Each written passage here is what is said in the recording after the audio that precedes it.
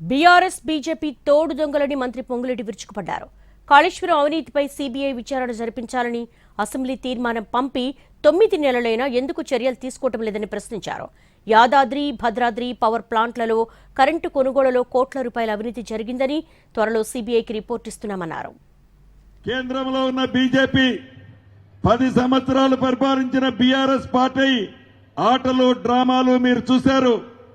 ఒక కమిషన్ ఏర్పాటు చేసి కాళేశ్వరం మీద కమిషన్ ఏర్పాటు చేసిన తర్వాత వచ్చిన రిపోర్టును అసెంబ్లీ సాక్షిగా సిబిఐకి ఇచ్చి సుమారు 9 నెలలు అవుతుంది. ఏ లాలూచీతో మీరు, ఏ ఆలోచనతో మీరు ఏటీఎం అని చెప్పిన ఆనాడు మీరు ఆనాటి పెద్దల మీద చర్యలు ఎందుకు తీసుకోవటం లేదు?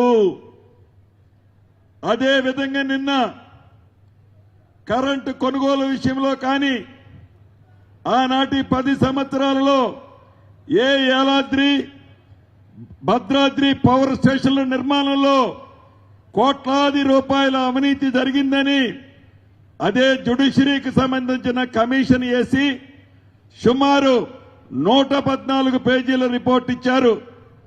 ఆ రిపోర్టును కూడా నిన్న కేబినెట్ సాక్షిగా సిబిఐకి హ్యాండ్ ఓవర్ చేయడం జరుగుతుంది.